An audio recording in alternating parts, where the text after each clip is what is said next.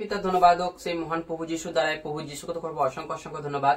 নাম আমার আকাশ, জীবন্ত ঈশ্বর আরাধনা সকলকে একত্রে নমস্কার।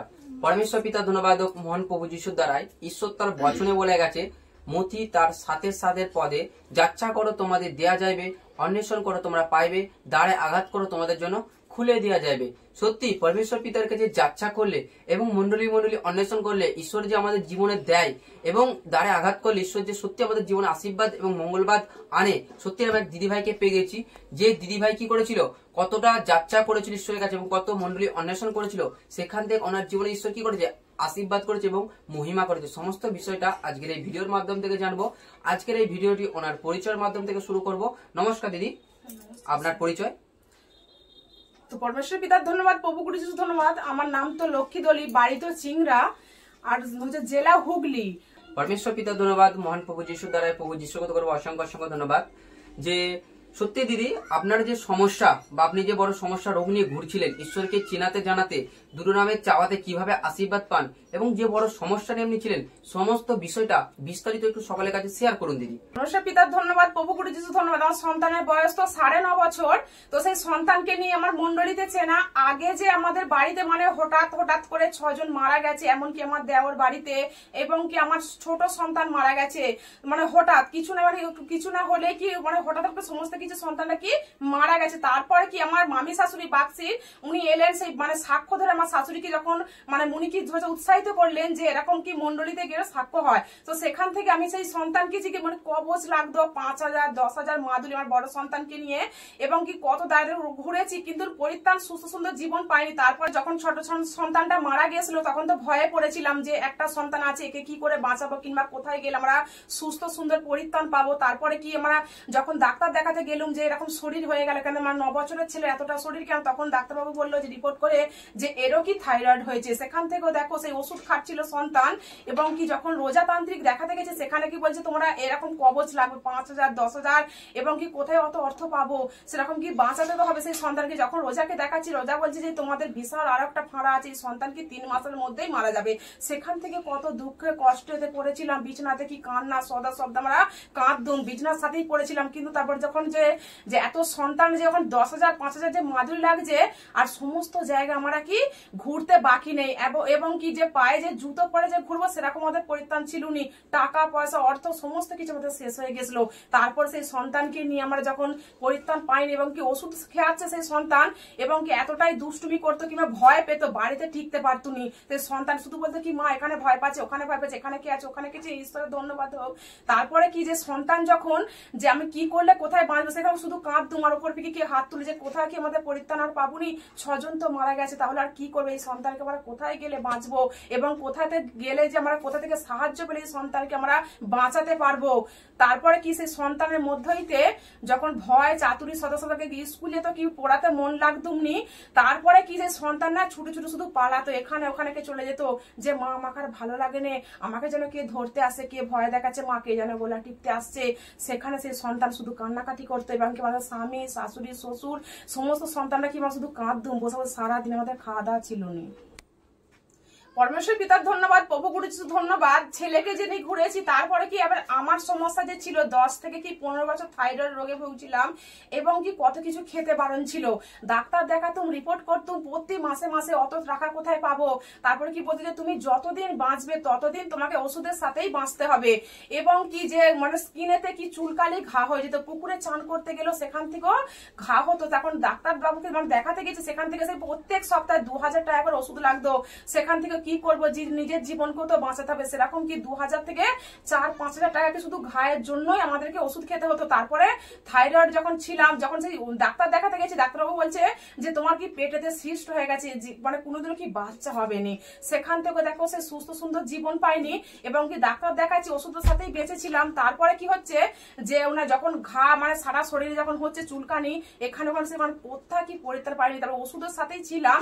ওষুধ খেতে খেতে দেখছি যে বাড়িতে এতটাই অশান্তি অশান্তি যে কোথায় আমার টাকা পাবো, এরকম কি এই মানে হচ্ছে সন্তান হয়নি যে থাইরয়েডে ফুলে আছে, কিংবা যে যখন খেতে দিত আমাকে খাওয়ার কি আমাকে কেড়ে নিত, কেন না তুমি মোটা হয়ে যাচ্ছ, এরকম কি তোমার রোগে ভুগছো, কোথায় এত অর্থ পাবো, কোথায় এত মানে অশান্তি হতো, শাশুড়ি শ্বশুর স্বামীর মধ্যে হইতে প্রচুর অশান্তি ঝগড়াতে বাপের বাড়িতে পড়ে থাকতাম 6 থেকে 1 বছর পর্যন্ত।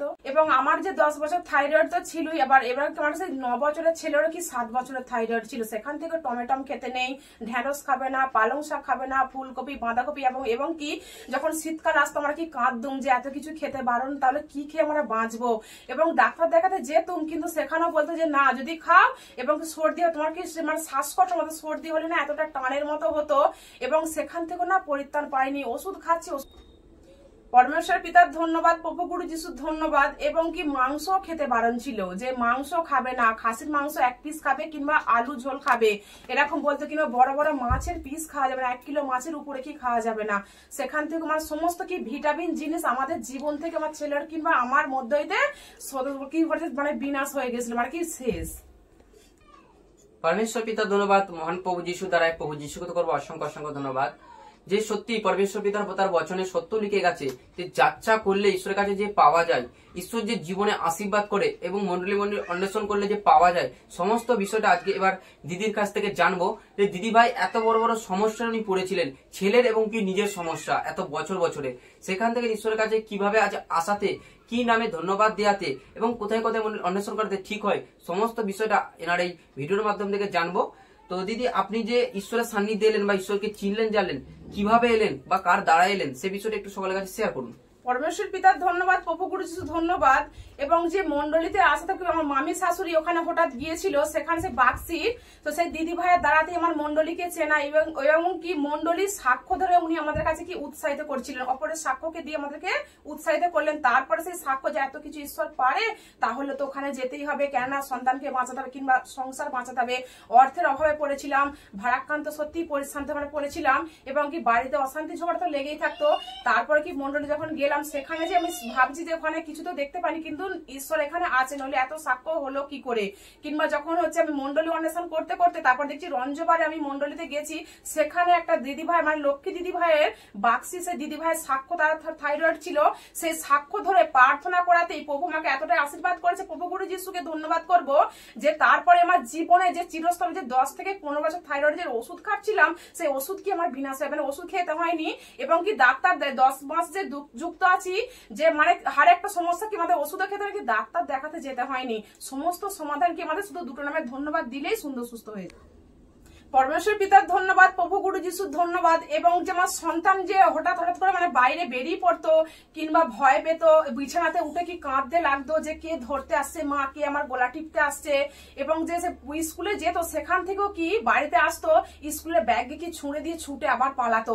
কিন্তু দেখো মন্ডলীতে 10 মাস যুক্ত হওয়াতে সেই সন্তান এত সুস্থ সুন্দর আছে, এবং ছুটে পালায়ও নি, কাঁদেও নি, এবং যে ব্যাগে ছুঁড়ে ফেলে দিয়েও জানি কত সুন্দর পড়াশোনা করছে। এবং কি যে মাসে যে প্রত্যেক মাসে ইউথ হয়, সেই সন্তান আমার ইউথও যায়।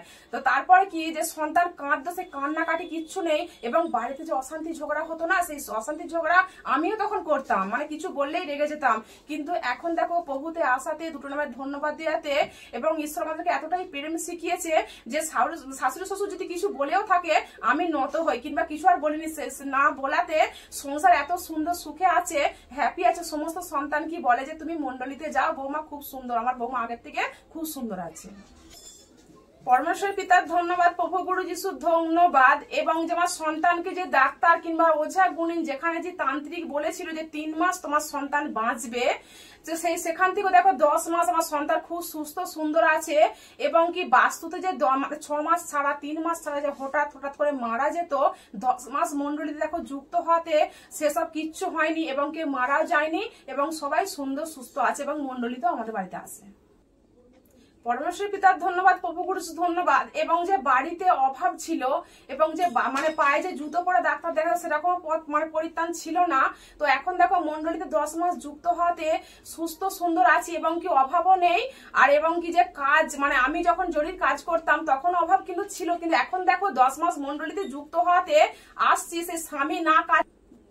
পরমেশ্বর পিতার ধন্যবাদ, প্রভু গুরু ধন্যবাদ। এবং যে 10 মাস মন্ডলীতে যুক্ত হয়েছি, আগে যে কাজ করতুম এখন দেখো কাজও করতে হয়নি, বাড়িতে কি হচ্ছে অভাব।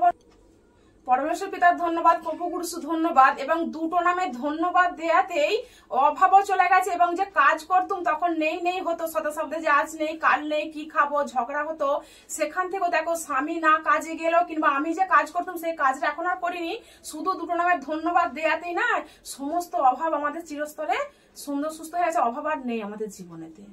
তা পরমেশ্বর পিতার ধন্যবাদ, প্রভু যিশুর দ্বারাই প্রভু যিশুকে করবো অসংখ্য অসংখ্য ধন্যবাদ। যে সত্য ঈশ্বর তার বচনে সত্য লিখে গেছে, মতির সাথে সাথে পদে সত্য ঈশ্বর লিখে গেছে। কারণ দিদি ভাই কি করেছিল, ঈশ্বরের কাছে যাত্রা করেছিল এবং মন্ডলী অন্বেষণ করেছিল। সেখান থেকে যাত্রা করাতে আর অন্বেষণ করাতে কি করেছে, ওনার জীবন ঈশ্বর কি করেছে, আশীর্বাদ করেছে। আজ অত বড় বড় সমস্যা রোগ থেকে ঈশ্বর আমাদেরকে উদ্ধার করেছে এবং যে অভাবের মধ্যে পড়েছিল সে অভাব থেকে ঈশ্বর কি করেছে, আজ এনাদেরকে তুলেও এনেছে। সত্য পরমেশ্বর পিতা পারে, উনি জীবন্ত ঈশ্বর, উনি সর্বশক্তিমান। পরমেশ্বর পিতার ধন্যবাদ হোক, আজ দুটো নামে ধন্যবাদ দেওয়াতে আজ ওনারা সুন্দর সুস্থ আছে এবং সংসারও হ্যাপি আছে। যে দিদি আজ আপনি ঈশ্বরকে চেনাতে জানাতে সুন্দর সুস্থ আর হ্যাপি আছেন, এবং যারা এখন এরকম আপনার মতো ভিডিও দেখছে, যারা কষ্টের মধ্যে সমস্যার মধ্যে পড়ে আছে, তাদেরকে আপনি ঈশ্বরের বিষয়ে কিছু বার্তা দিতে চান, সেই বিষয়ে একটু বলুন। তো পরমেশ্বর পিতার ধন্যবাদ, প্রভু গুরুজু ধন্যবাদ, যারা পরিক্রান্ত ভারাক্রান্ত কিংবা আমার মতো যে রোগে ভুগছেন, থাইরয়েড কিংবা যে সন্তানদের মধ্যে যে হঠাৎ হঠাৎ করে মানে কান্না, সংসারে অশান্তি ঝগড়া ঝামেলা এবং অভাব, সেই মানে ভাই বোনদেরকে বলছি আমি যে আমার ভিডিওটা যে আপনারা দেখছেন, আমাকে দেখে কিংবা প্রভু যে আমাদের মধ্যে আশীর্বাদ করছে, সেই আশীর্বাদের জন্য শুধু দুটো নামে ধন্যবাদ দেবেন আর এই কুলটিকারী মন্ডলীতে যুক্ত হবেন। তাহলে কি আপনাদের চিরস্তরে সমস্ত রোগও তো সুন্দর সুস্থ হবে এবং বাড়িতে যে অশান্তি কিংবা অভাব কিংবা সন্তানদেরকে নিয়ে দাঁড়াদাঁড়ি ঘোরা, সেই সমস্ত দিক থেকে আপনারা পরিত্রাণ পাবেন। তো আমি বলছি যে আমার ভিডিওটা দেখে আপনারা মন্ডলীর সঙ্গে যুক্ত হবেন, দুটো নামে ধন্যবাদ দেবেন, তাহলেই সুস্থ সুন্দর হয়ে যাবেন। পরমেশ্বর পিতার ধন্যবাদ, প্রভু যিশুর দ্বারাই প্রভু যিশুকে তোমার অসংখ্য অসংখ্য ধন্যবাদ। সত্যি দিদিভাই খুব সুন্দর বলে গেল। যারা যারা এই ভিডিওটা দেখছেন আপনারাও দিদির মতন চিনুন, ঈশ্বরকে জানুন, দুটো নামে ধন্যবাদ দিন আর মন্ডলী অন্বেষণ করুন। আপনাদের জীবনে কি করবে, ঈশ্বর আশীর্বাদ করবে।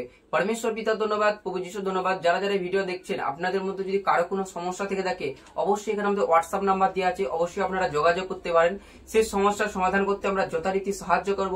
এবং ভিডিওটা কেমন লাগলো অবশ্যই কমেন্টের মাধ্যমে জানাবো। ভিডিওটা ভালো লেগে থাকলে অবশ্যই একটা লাইক করবো এবং চ্যানেলে যদি নতুন হয়ে থাকে চ্যানেলটাকে অবশ্যই সাবস্ক্রাইব করে রাখবো। আর নতুন নতুন ভিডিও, নতুন নতুন সাক্ষ্য আপনাদের কাছে যেন প্রথমেই পৌঁছে যায়। পরমেশ্বর পিতার ধন্যবাদ, প্রভু যিশুর ধন্যবাদ। আজকের ভিডিওটা এতটুকুই। জীবন্ত ঈশ্বর আরাধনায় সকলকে আমার একত্রে নমস্কার।